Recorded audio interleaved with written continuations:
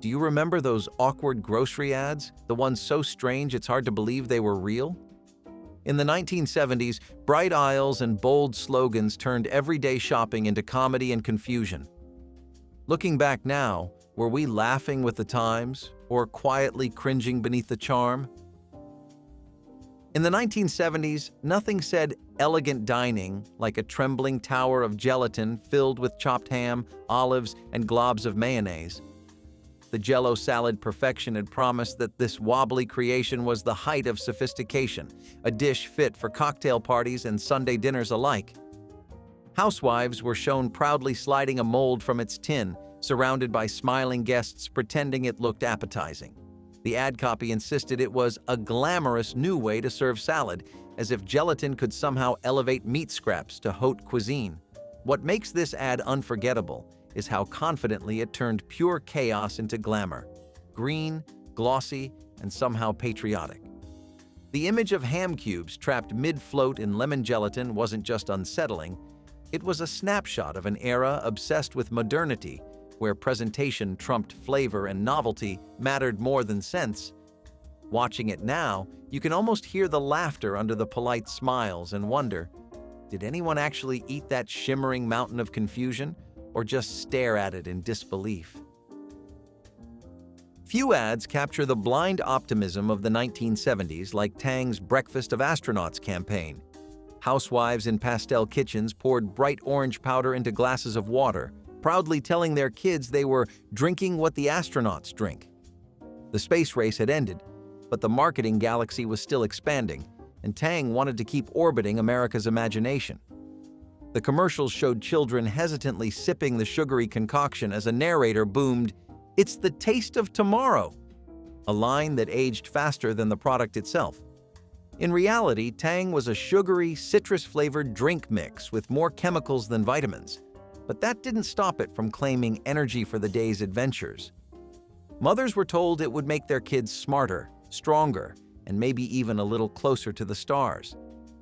What makes it so awkward today isn't just the forced enthusiasm, it's how earnestly people believe that a cup of orange dust could turn breakfast into a NASA mission.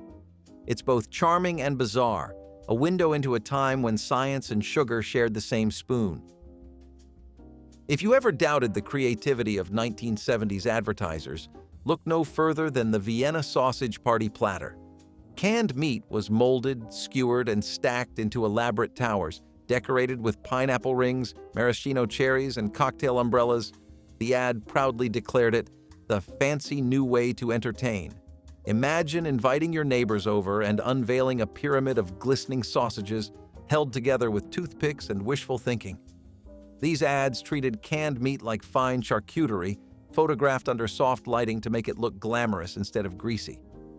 The guests in the pictures always looked thrilled, one hand clutching a sausage tower, the other pretending not to notice the gelatin glaze forming at room temperature. This was food that dared you to smile while you chewed. Beneath the bright optimism was a deeper truth about the 1970s. Processed food wasn't just convenient, it was a badge of progress. The more artificial it looked, the more futuristic it felt. And maybe that's why the Vienna sausage tower remains one of the funniest, most haunting culinary artifacts of the decade. No holiday table was safe from spam in the 1970s. In its most notorious ad, the brand proudly displayed a canned meatloaf baked with pineapple slices and glazed cherries, proclaiming it looks as good as it tastes. Depending on who you ask, that might not be saying much. The picture was pure Technicolor chaos, pink meat, golden fruit, and a glossy coating that glimmered like plastic. This wasn't just dinner, it was an edible sculpture from a fever dream. The campaign leaned hard into optimism, framing spam as a modern miracle of convenience. Housewives could feed their families a holiday feast in minutes, even if it meant serving a fruit-topped mystery loaf that jiggled slightly when touched. What makes the ad unforgettable isn't the spam, it's the sincerity. They truly believed this was beauty on a plate. Watching it today, you can't help but admire the confidence. It's kitsch, it's culinary chaos, and it's proof that the 1970s could make even canned meat look festive. The Cool Whip commercials of the 1970s were small theater performances about deception. The tagline, "Tastes just like real whipped cream," was delivered with such conviction that even the actors looked surprised. The ads usually opened with a smiling mother serving dessert and someone gasping, "You made fresh whipped cream?" Cue the laughter, cue the reveal, cue the unsettling close-up of Cool Whip glistening like plastic snow. What makes these commercials so awkward isn't the product, it's the drama. Everyone acted like discovering imitation cream was a spiritual experience. Housewives were promised elegance without effort, a modern miracle that replaced tradition with convenience. But underneath the charm was an odd tension. A culture so obsessed with speed it forgot what cream even tasted like. Watching them now, you can almost hear the sigh between lines. Is this what progress tastes like? A spoonful of nostalgia, equal parts sweet and artificial. Few 1970s ads tried harder to redefine hunger than Campbell's "Soup is a Meal." The campaign showed families gathered around steaming bowls, beaming as if they'd just feasted on a steak dinner. The copy assured mothers that a can of soup could fill growing kids and hardworking dads alike. The truth? Most cans were water-thin and barely enough for one. But the ads weren't selling nutrition. They were selling reassurance. The idea that warmth, comfort, and a catchy slogan could replace substance. Families in the photos clutched spoons with choreographed joy, pretending not to notice the empty table around them. It's that cheerful denial that makes the ads so haunting now. You can almost feel the quiet hunger behind the smiles. Campbell's wasn't just selling soup, it was selling the illusion of enough. And somehow, in that strange blend of optimism and emptiness, it worked. The Kraft Cheese Singles campaign for bachelors was a masterclass in low expectations. The print ads showed rugged-looking men sitting alone at small kitchen tables, proudly layering bright orange cheese on plain white bread. "A real meal for a real man," the slogan read, as if independence were measured in slices. The tone was half macho, half melancholy. Kraft had found a way to romanticize loneliness through processed cheese. The men in the photos looked stoic, caught somewhere between pride and quiet despair. Their dinner was neon and square, but the message was crystal clear. Simplicity was masculine, and effort was weakness. Kraft didn't just sell cheese, it sold the comfort of not needing anyone else to cook for you. The ads leaned into the new modern man image, self-sufficient, efficient, and completely unbothered by the absence of utensils. Beneath the tough guy veneer, though, was something quietly sad. A generation of men taught that convenience was strength and effort was weakness. The cheese shone like vinyl, the bread drooped under the weight, and yet they called it dinner. Looking back, it's both funny and a little tragic, a reminder that even masculinity was something you could sell, one cheese slice at a time. Nothing captures the contradictions of 1970s entertaining quite like the Ritz crackers' Hostess fantasy ads. Women in evening gowns arranged plates of crackers topped with improbable combinations: tuna salad, grapes, and sometimes both together. The slogan promised the elegant touch, though the results looked more like panic in party form. These ads turned finger food into performance art. The women were always smiling, perfect hair, perfect pearls, while balancing trays of snacks no one could possibly want. Every shot gleamed with effort, not enjoyment, like the food version of holding your breath. The women posed like models in a cooking catalog, each canapé a tiny act of self-control wrapped in mayonnaise. The message was simple and cruel. Grace was something you could fake with enough crackers and composure. Ritz wasn't selling flavor, it was selling control. The fantasy that with just one box of crackers, you could become the perfect hostess, unshaken by chaos. The irony, of course, is that it was chaos: the toppings, the pressure, the performance. It's the kind of elegance that wilts under scrutiny. Today, it's impossible not to laugh at how seriously they took it and how proudly they posed beside the world's most confusing canapé. In the 1970s, nothing said cultural celebration like a taco kit and a handful of stereotypes. The Mexican Night ad campaign showed cheerful suburban families donning sombreros, strumming guitars, and laughing over tacos that came from a box. The message? Authenticity was just a seasoning packet away. The kits themselves were simple: taco shells, powdered mix, and a sense of adventure. But the marketing was pure theater. Even the food styling was exaggerated, with overstuffed tacos spilling neatly staged lettuce onto red tablecloths printed with cacti. The families beamed beneath cartoonish sombreros, unaware they were starring in a caricature disguised as dinner. It was innocence wrapped in imitation, a national pastime served in crunchy shells. Every photo looked like a school play about Mexico, staged in a living room. The awkward charm lies in how earnestly it tried to make tacos exotic while keeping them unmistakably American. The copy called it a fiesta the whole family can enjoy, which really meant mild spice and maximum safety. Looking at it now, you can't help but cringe and smile at once. It's kitschy, tone-deaf, and completely sincere. Proof that in the 1970s, even dinner came with a costume. The Swanson Modern Family Feast campaign was a love letter to convenience disguised as progress. The print ads and commercials showed a picture-perfect family smiling around foil trays, each meal divided neatly into mashed potatoes, green beans, and a mysterious brown entree. "No dishes, no fuss," the tagline boasted, as if effort itself were the enemy. The mother beamed, holding a steaming tray like a trophy of liberation. For the first time, dinner didn't require pots, pans, or patience, just faith in the microwave and a tolerance for lukewarm gravy. The awkwardness came from the contrast between the cheerful tone and the bleak reality. Everyone eating alone together, focused on their own tray.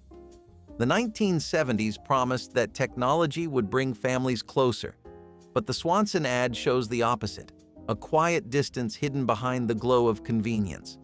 Watching it today, it feels less like progress and more like a perfectly preserved moment of lonely efficiency.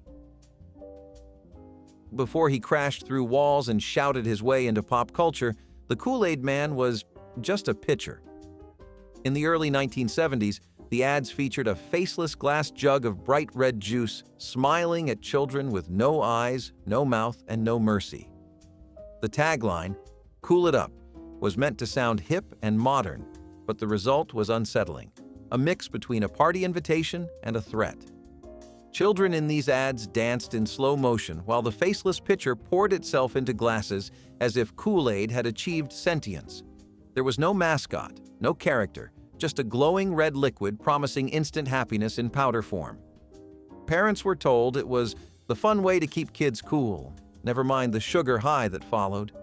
Looking back, these early ads feel like the calm before the storm, the era when Kool-Aid was trying to figure out what joy looked like and accidentally landed on something vaguely sinister.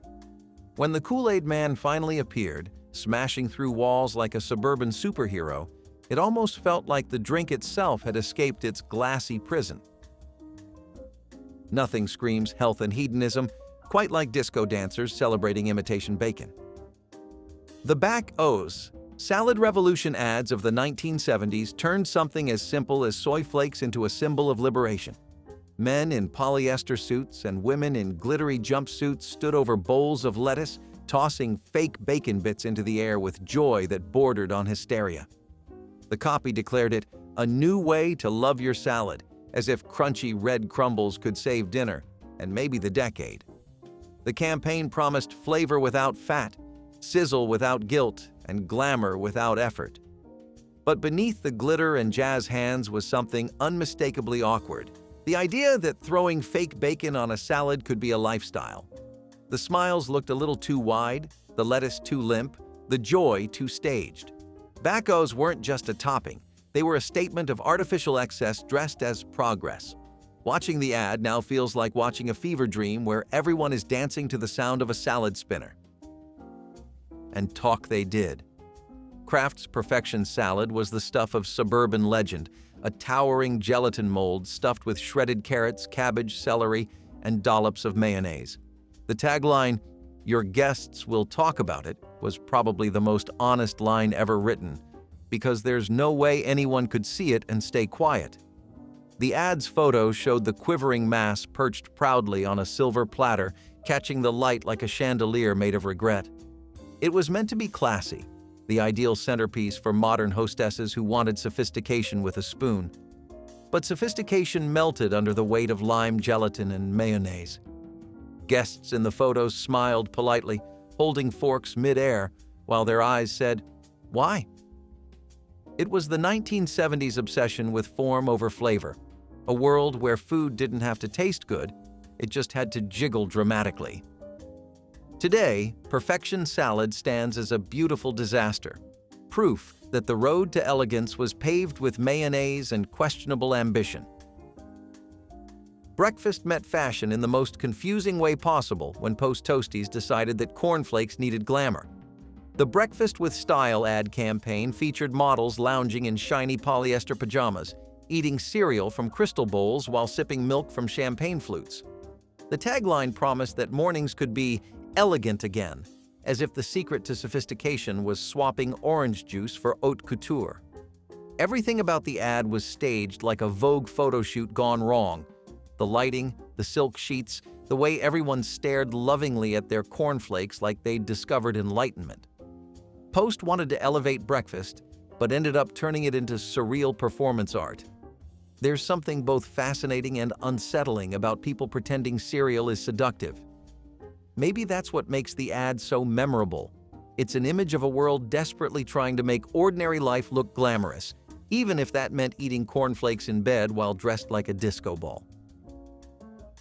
Pillsbury's Meat Pies for Modern Women campaign was 1970s feminism as interpreted by canned meat. The ad featured a chic woman in a power suit pulling a tray of mini meat pies from the oven, smiling like she'd just conquered Wall Street and dinner in one move. The copy promised, "A meal as modern as you are," while quietly implying that even liberated women should still bake. The brilliance and the irony of the ad were inseparable. Pillsbury tried to celebrate independence while quietly chaining it back to the kitchen. The woman's smile wasn't just proud, it was performative, the grin of someone told she could have it all as long as she didn't drop the pie. And the doughboy grinning beside her felt less like a mascot and more like the boss watching from the sidelines. Inside each flaky shell was a scoop of canned beef stew, convenient, efficient, and slightly horrifying. Pillsbury wasn't selling food, it was selling balance, or at least the illusion of it. You could have your career and your casserole too, if you just trusted the doughboy. Watching it now, it's both empowering and tragic. A time capsule of a generation trying to redefine womanhood through pastry-crust. The tagline might as well have read, "You can do it all, as long as it fits in a muffin tin." Hungry Man Dinners didn't just sell food, they sold size. The Bigger is Better campaign was a testosterone-fueled parade of truckers, construction workers, and lumberjacks devouring frozen meals like it was a competitive sport. The ads were loud, proud, and full of gravy. Each bite was filmed in close-up, meat glistening under studio lights as if masculinity itself came vacuum-sealed. The voiceovers thundered like movie trailers, promising strength through sodium and purpose through potatoes. Even the steam rising from the tray looked rehearsed, part of a ritual where eating big meant being big. Each commercial ended with a booming voice declaring, "It's not just dinner, it's a hungry man dinner." The plates were mountains of mashed potatoes, meat, and salt, all wrapped in the illusion of rugged masculinity. Watching these men eat was like watching someone audition for a role in the Hunger Olympics. Beneath the bluster was a strange insecurity, the idea that real men ate more, even if it came from a microwave. The 1970s loved this kind of thing. Strength through sodium, power through processed food. Today, the bravado feels almost fragile. It's not just a meal, it's a monument to appetite and advertising's favorite myth, that bigger always meant better. Wonder Bread's Builds a Better Body campaign might be the most optimistic lie in advertising history. The print ads showed children flexing in capes, standing proudly beside loaves of white bread like they'd found the source of all strength. "Strong, alert, and handsome," the headline declared, as if gluten were a personality trait. Parents were promised progress in a sandwich, every slice a step toward perfection.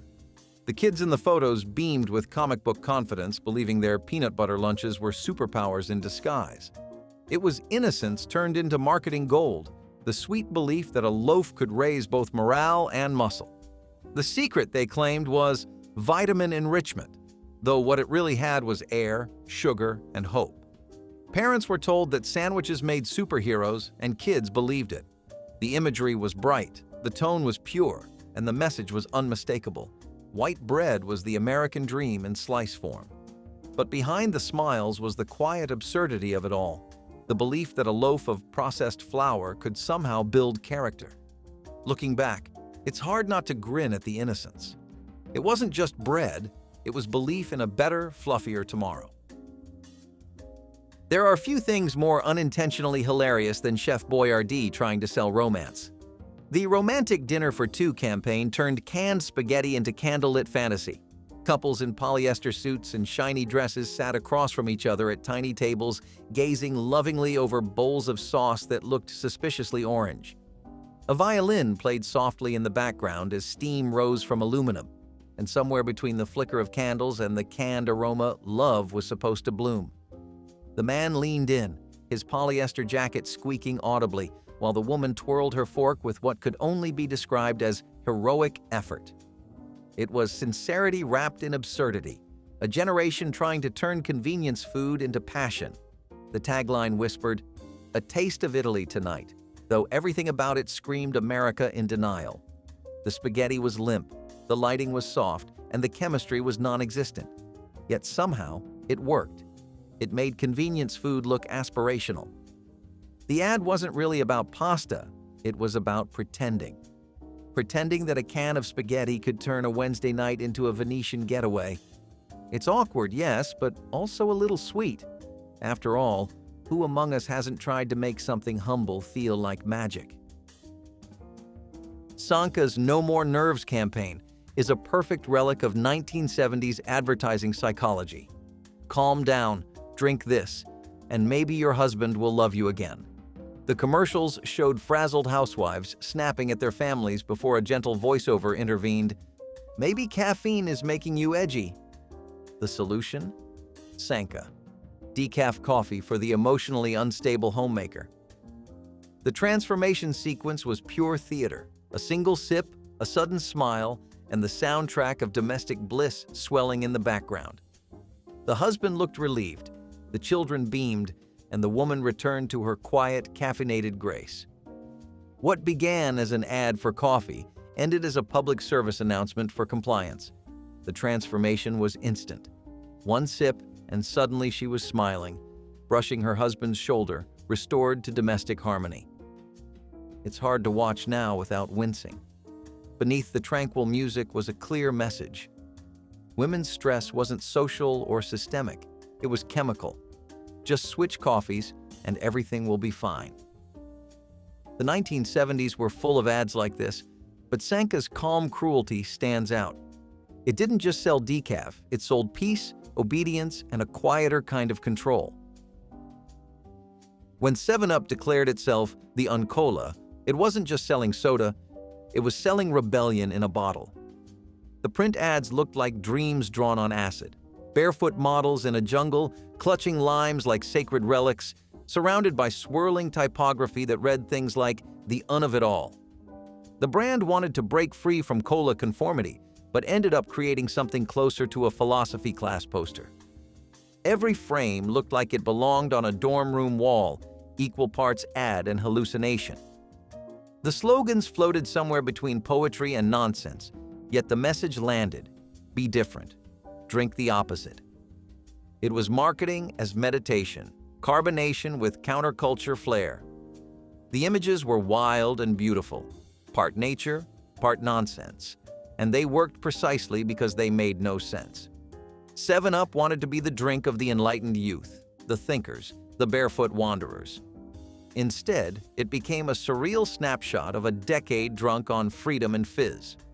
Reading the slogans now feels like decoding a forgotten language, half poetry, half marketing experiment. It was weird, bold, and unforgettable, proof that sometimes confusion is the campaign. Few commercials from the 1970s are quite as unintentionally eerie as the shake-and-bake mother-daughter bonding AD. It opened on a spotless kitchen, lit like a hospital waiting room, where a young girl and her mother stood side by side in matching aprons. "And I helped!" the daughter chirped, her grin so wide it felt rehearsed 100 times. The product was simple enough. Pour breadcrumbs into a bag, add chicken, shake. But the way it was sold felt more like a psychological experiment than a recipe. The two actresses smiled with unsettling intensity, shaking their plastic bag like it contained the secret to eternal happiness. The narration claimed that shake and bake brings families together, as if coating raw chicken were the ultimate form of emotional healing. Mothers were told this was how you teach your daughter the joy of cooking, through a powder mix that eliminated any actual cooking. Every movement was exaggerated: the pour, the shake, the proud nod afterward. Watching it now, you can't help but notice the quiet unease beneath the cheer. It wasn't just a meal, it was a script for domestic perfection. The subtext was loud and clear. This is what love looks like. This is what good mothers do. This is how happiness sounds when you say it on cue. For all its awkward charm, the ad remains an unforgettable artifact of a time when family connection came pre-packaged and ready to fry. If culinary horror had a poster child, it would be the Hellmann's frosted salad cake ad. Picture this: a 3-layer loaf of white bread stacked with fillings like tuna, egg salad, and chopped olives, then frosted entirely with whipped mayonnaise. The result looked less like food and more like something you'd find in an art museum under tragic Americana. Yet the ad proudly called it party perfection, assuring homemakers it would make them the envy of every guest. The photograph glistened, unnaturally white, perfectly smooth, topped with radish roses that couldn't save its dignity. The 1970s were a time of experimentation, but this was the kind that made you question whether the food industry had lost its mind.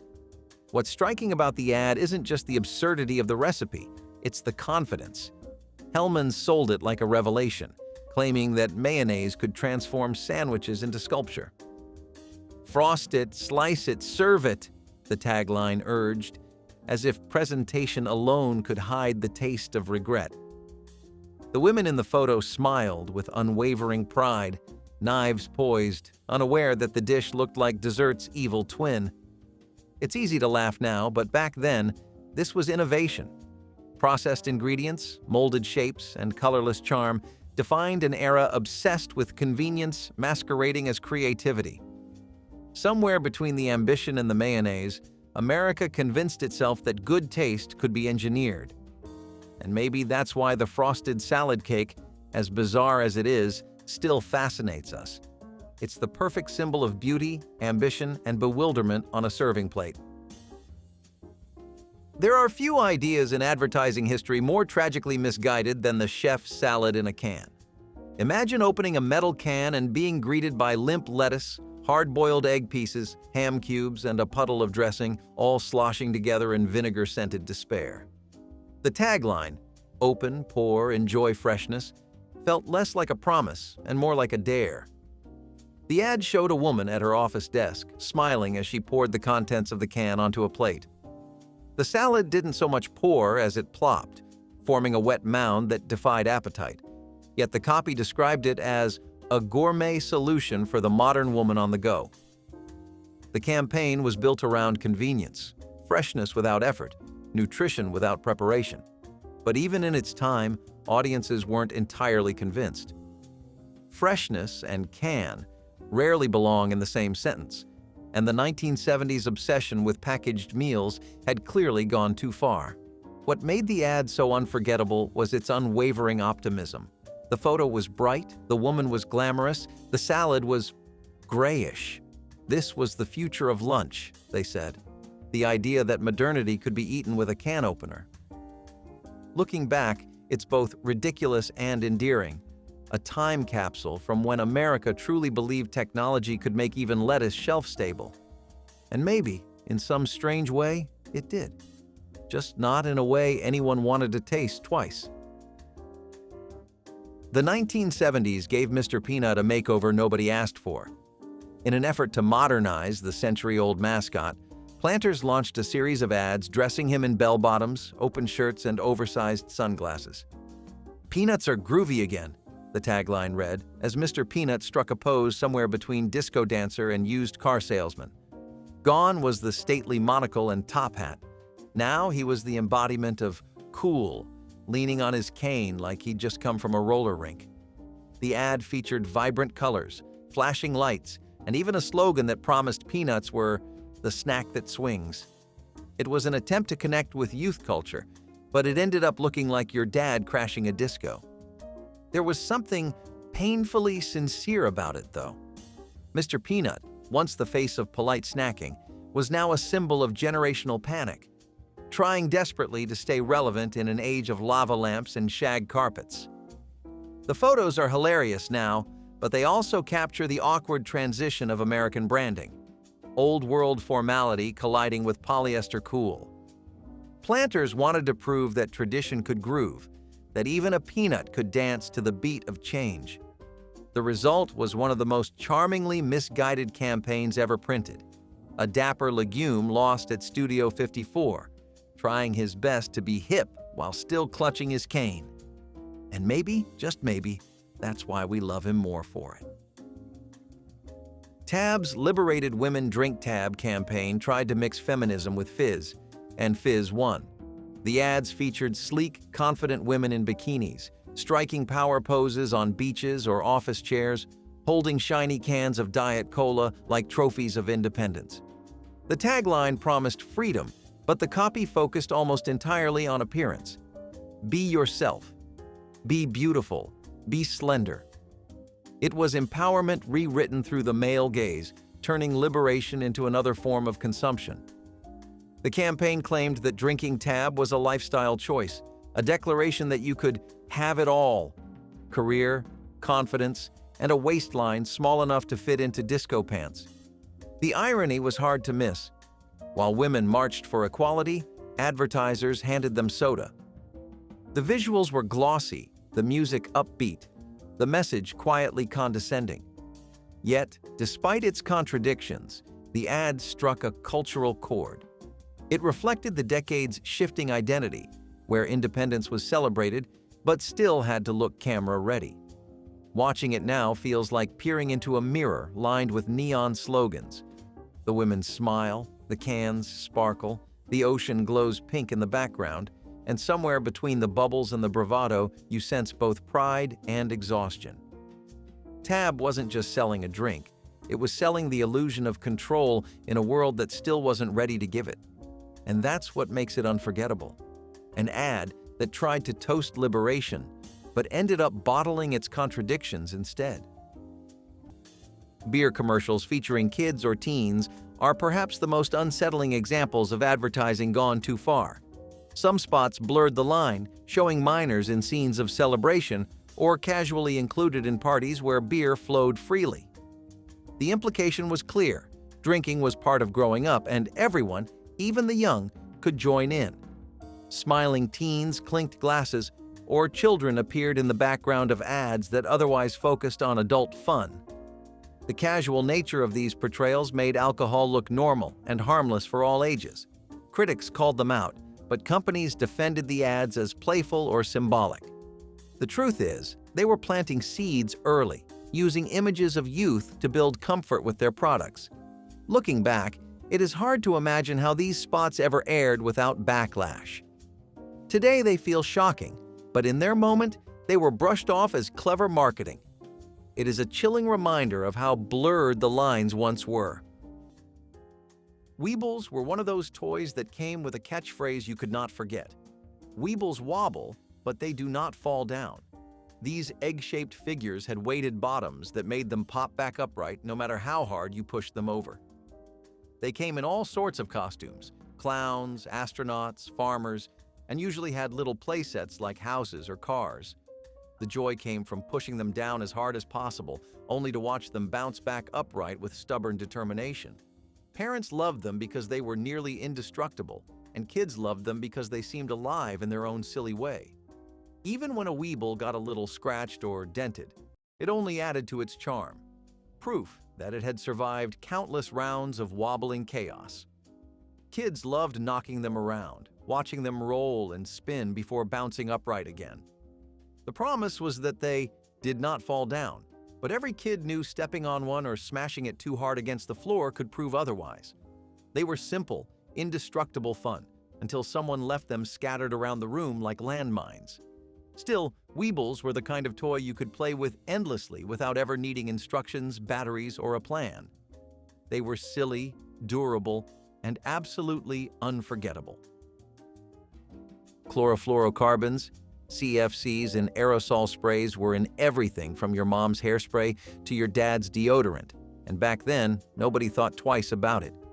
You'd hold the can, press the nozzle, and hear that satisfying pshht as a cloud of product filled the bathroom like a fog machine.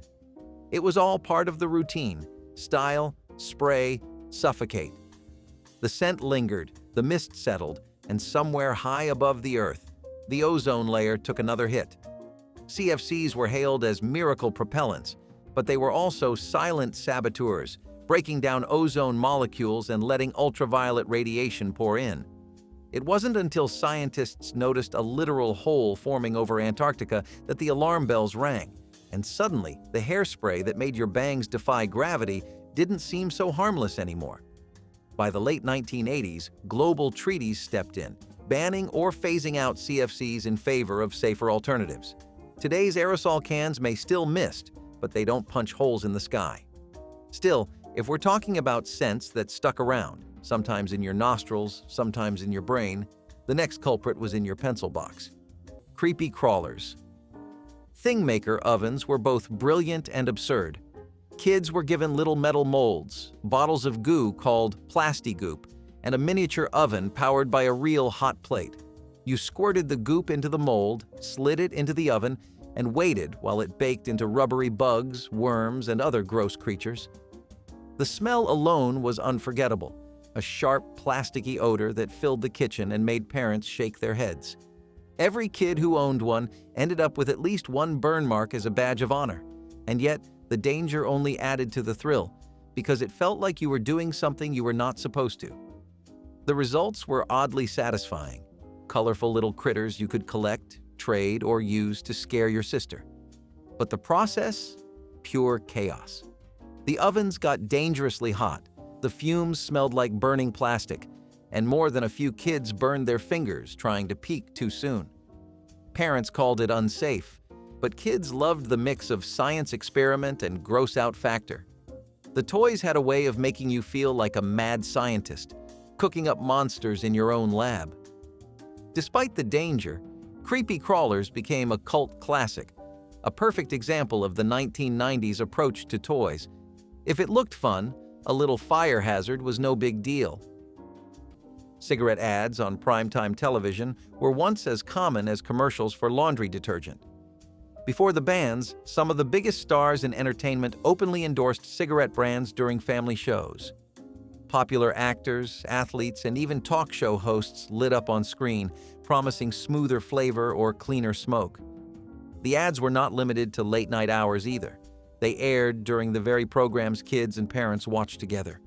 Entire families might see their favorite celebrity recommend a particular brand, turning it into the cool or trusted choice. The commercials made smoking seem not only safe but glamorous, framing it as a natural part of modern living. What makes it so unsettling now is how openly the ads invaded the spaces where health warnings should have mattered most. Children were exposed to them constantly, and parents received the subliminal message that smoking was an acceptable part of daily life. The shift from prime-time endorsements to outright bans shows just how dramatically cultural understanding changed. But back then, lighting up with your favorite star felt like the most natural thing in the world. Scented magic markers with toxic solvents were the unsupervised fun nobody warned you about. They came in packs that smelled like a candy store, with each color labeled by flavor: cherry, licorice, blueberry, lemon.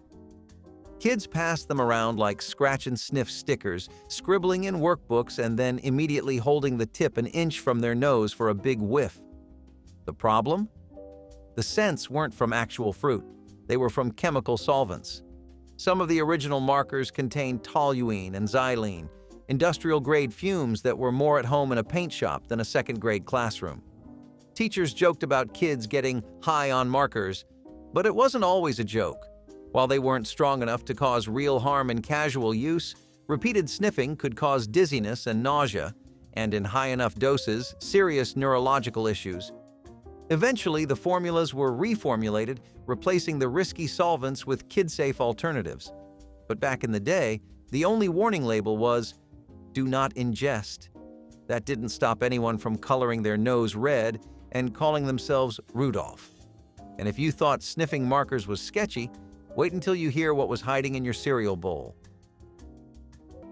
Weight loss ads. Pushing amphetamines were disturbingly casual in their approach. In glossy magazines and late-night commercials, energy pills were marketed as the perfect way to slim down quickly. The ads promised not only rapid weight loss, but also more energy, more confidence, and even better moods. Teenagers and adults alike saw these products as modern miracles, never realizing the dangers hidden inside. Amphetamines were presented as harmless aids, often alongside smiling women in bikinis or business attire. Doctors were quoted or actors posed as experts, lending the campaigns a false sense of authority. For young women especially, the pressure to stay thin made these ads incredibly powerful.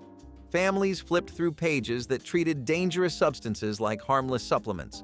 The shocking part is how normalized it was, as though popping pills was no different from drinking a cup of coffee.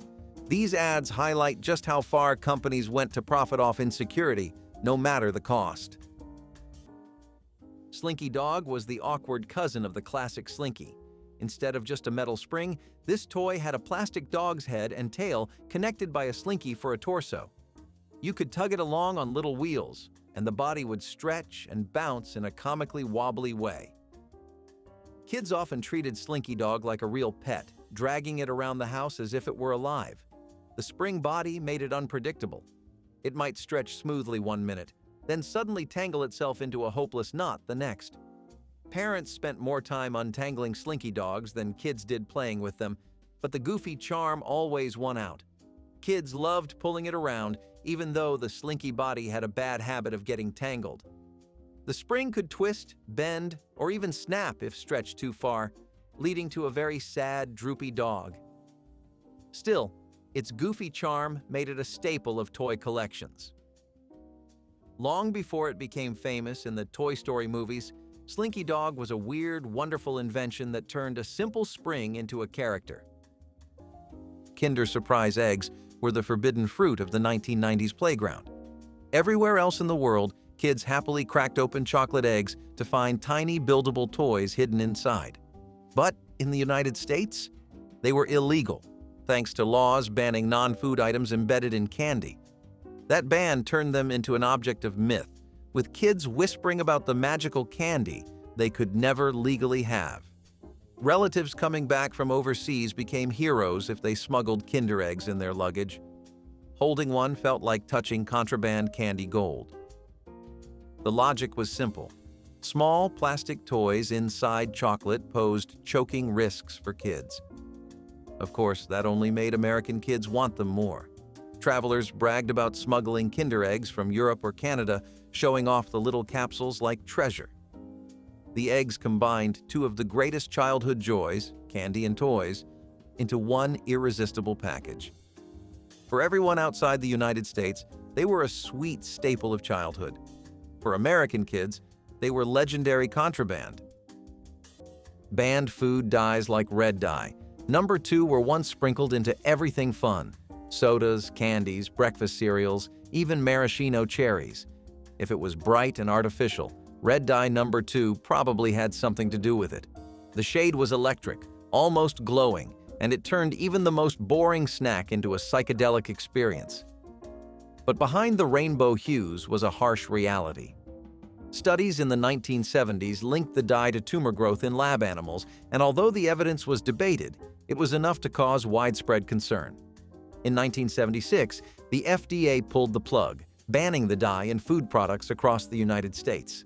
Suddenly, pink snacks vanished, red candy went dull, and cherry pie filling looked suspiciously beige. It was the end of an era for neon food. Since then, more artificial dyes have come under scrutiny, leading to stricter regulations and a push for natural alternatives. But back then, if your cereal didn't leave a red ring in the milk, was it even worth eating? Still, food wasn't the only thing that turned out to be a little too potent, because some baby powders did more than just soothe.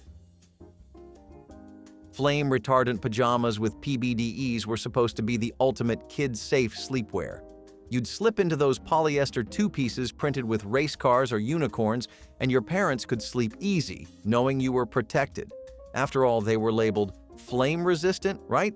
But what they didn't say was what made them that way: a chemical cocktail of polybrominated diphenyl ethers, PBDES for short. These compounds were added to fabrics to make them melt instead of burn, which sounds safe. Until you realize the fumes were toxic, the materials didn't breathe, and the chemicals absorbed right through your skin. Studies later linked PBDEs to hormone disruption, developmental delays, and even behavioral issues. And we were wearing them every night.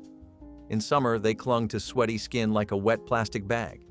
In winter, they sparked with static and held onto every scent in the house. Parents meant well. They were doing what the labels told them. But science eventually caught up, and those pajamas quietly disappeared from store shelves.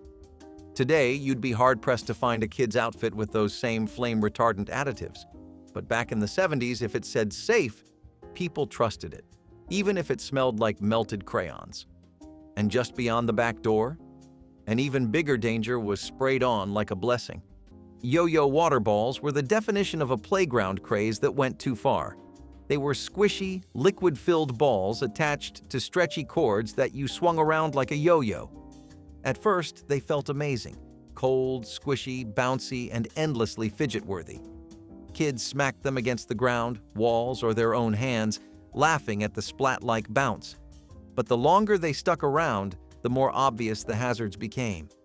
The stretchy cords were long enough to wrap around kids' necks, raising serious strangulation concerns that had parents panicking. On top of that, the liquid inside was rumored to be some kind of questionable chemical, and if the ball burst, the mystery slime oozed everywhere. Teachers banned them from schools almost instantly, and many were pulled from toy aisles after safety warnings spread. Still, for a brief shining moment, yo-yo water balls were the coolest thing to dangle from your backpack. They were weird, they were risky, and they perfectly captured the chaotic energy of 1990s playground toys. Stretch Armstrong was a superhero toy unlike any other.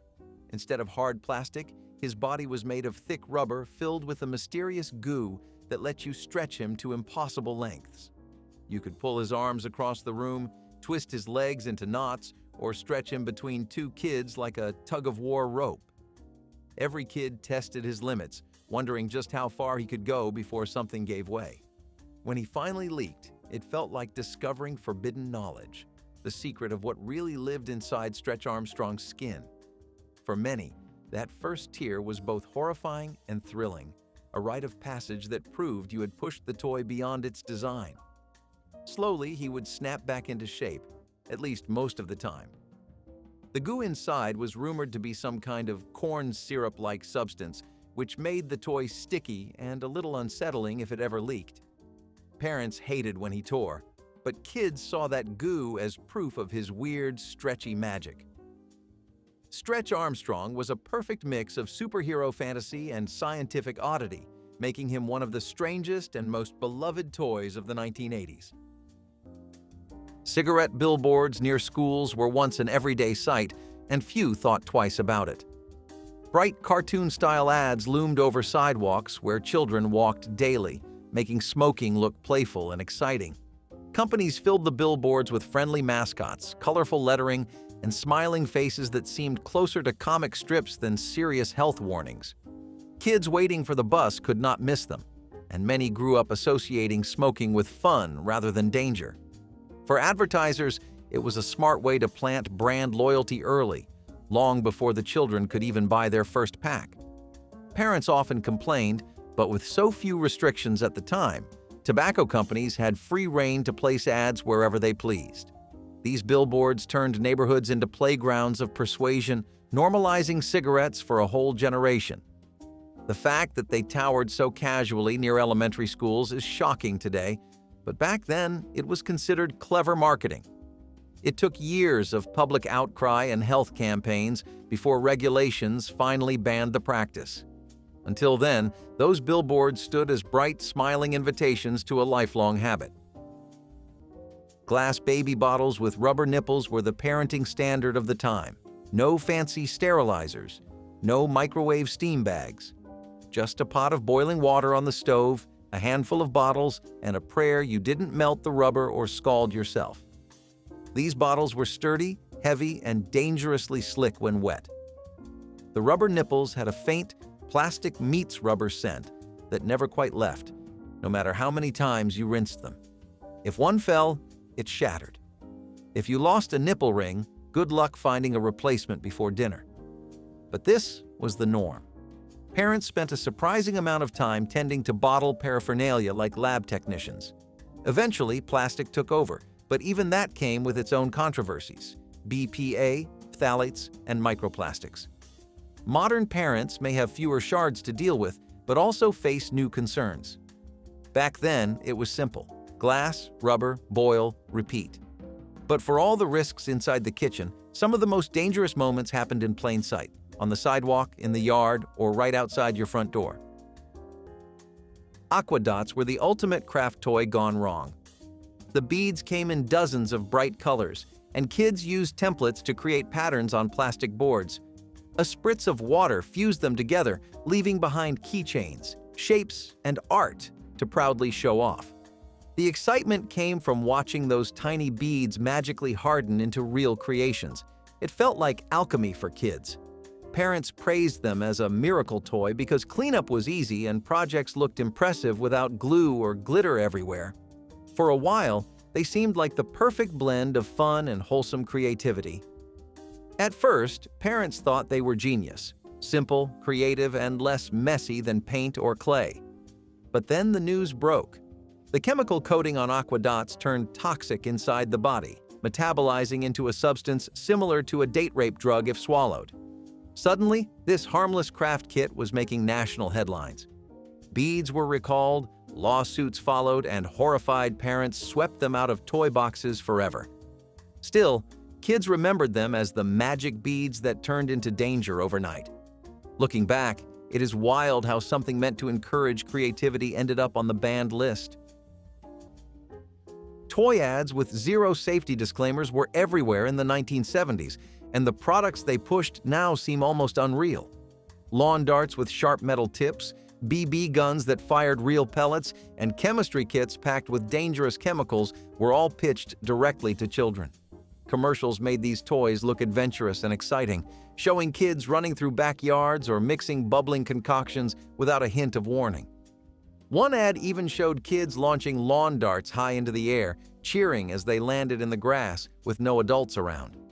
Another proudly boasted about chemistry sets that could make explosions, presenting danger as part of the fun. Parents were left to assume the products were safe simply because they were advertised on television. But the truth was, injuries were common, and stories of accidents spread quickly. Despite this, companies doubled down on the fun, turning hazards into selling points by emphasizing the thrill of real action. The ads glamorized risk, painting it as part of growing up. Kids begged for the toys, never realizing how dangerous they really were. Looking back, it is shocking to see how casually companies marketed what were essentially weapons or dangerous experiments as children's playthings. It took countless accidents and lawsuits before regulations began to rein in the worst offenders. Until then, the ads sold excitement with no mention of the risks waiting on the other side. Cigarette ads on television in the 1970s were less like commercials and more like Hollywood trailers. A smooth-talking cowboy rode into the sunset, puffing away like it was the secret to happiness. Doctors in lab coats said smoking was fine. Cartoon camels winked at kids between Saturday morning shows. These weren't just ads, they were cultural icons. Brands like Winston, Marlboro, and Lucky Strike had jingles stuck in your head longer than the smoke in your hair. Primetime slots weren't reserved for family programming. They were for soft jazz, rugged men, and slow-motion exhales. Cigarette companies didn't just sell tobacco. They sold cool, they sold freedom, and they did it straight into American living rooms during dinner. By 1971, the US government finally banned these ads from TV and radio, recognizing how deeply they influenced public health. But the damage was already done. An entire generation had grown up believing a smoke break was glamorous. And just like the airwaves, the very air we breathed indoors was often saturated with danger, from sources a lot less obvious than a cigarette. The Super Soaker CPS 2000 was the holy grail of backyard warfare in the 1990s. Forget little squirt guns. This thing was a pressurized beast that fired water streams so powerful they could knock a kid off their feet. It looked more like military equipment than a toy, with a giant reservoir tank and a pump that built insane pressure. The first time you fired it, you understood why playground legends claimed it could break windows. Some parents even complained the spray stung skin at close range, like getting hit with a miniature fire hose. Kids, of course, loved that about it. The CPS 2000 gave you instant dominance in any water fight. You could soak friends across the yard, drench bullies from a safe distance, or unleash chaos at the pool. The only downside was its weight. Lugging the tank around felt like carrying a small backpack full of water. But that did not matter. Owning one meant you were top dog of summer battles. Eventually, concerns about safety led to changes in design, and the CPS 2000 was quietly retired. Still, anyone who ever wielded one remembers the sheer power of being a pint-sized firefighter in their own backyard. Rock'em Sock'em robots were as noisy as they were fun. Two plastic boxers, one red and one blue, stood in a miniature ring controlled by buttons you smashed with both hands. Each punch made their heads jerk and rattle until, bam, a well-placed hit sent one fighter's head popping up in defeat. The battles rarely lasted long, but kids always demanded a rematch, slamming buttons harder with each round. The sound of clicking plastic became a soundtrack for sibling rivalry, echoing through living rooms across the country. Even adults sometimes joined in, turning what started as a kid's toy into an impromptu family tournament. The fights were fast, loud, and usually ended with kids slamming buttons so hard the whole ring shook. The plastic-on-plastic clatter could fill a living room in seconds, making it less of a quiet game and more of a sporting event. But that was the point. Rock'em Sock'em robots turned playtime into a brawl, complete with cheers, groans, and rematches. It was pure 1980s toy joy, simple, mechanical, and endlessly competitive. Candy ads promising popularity targeted kids at their most vulnerable. Campaigns suggested that eating a certain chocolate bar or chewing a particular gum would instantly make you more likable. The message was not subtle. Kids without the candy were left out, while the lucky ones were surrounded by friends. Commercials staged playground scenes where sharing sweets magically transformed social status. For children desperate to fit in, the implication was irresistible. Candy was not just a treat, it was the key to belonging. Parents often saw the ads as harmless fun, never realizing how much pressure it put on their kids. The reality was that sugar companies were selling more than sweets. They were selling acceptance. Looking back, it is startling how manipulative the strategy was, dressed up in jingles and smiling faces. Candy may have tasted sweet, but the message left behind was bitter. The promise of instant popularity was a powerful, if damaging, hook. Lawn chemicals with DDT were sprayed across suburban America like miracle dust. In the 1970s, lush green grass was practically a status symbol, and DDT was the secret weapon. It promised to kill bugs, weeds, and just about anything that dared disturb your tidy front yard. Garden hoses were connected to chemical sprayers, and entire blocks smelled like synthetic citrus and poison. Nobody warned you to stay inside. In fact, kids ran barefoot through freshly treated lawns, chasing sprinklers and dodging dandelions while their skin soaked in the residue. Pets rolled in it, parents barbecued on it, and when rain hit, those chemicals went straight into the sidewalk gutters. DDT had already raised alarms in scientific circles, but in neighborhoods everywhere, it was just another tool in the garage.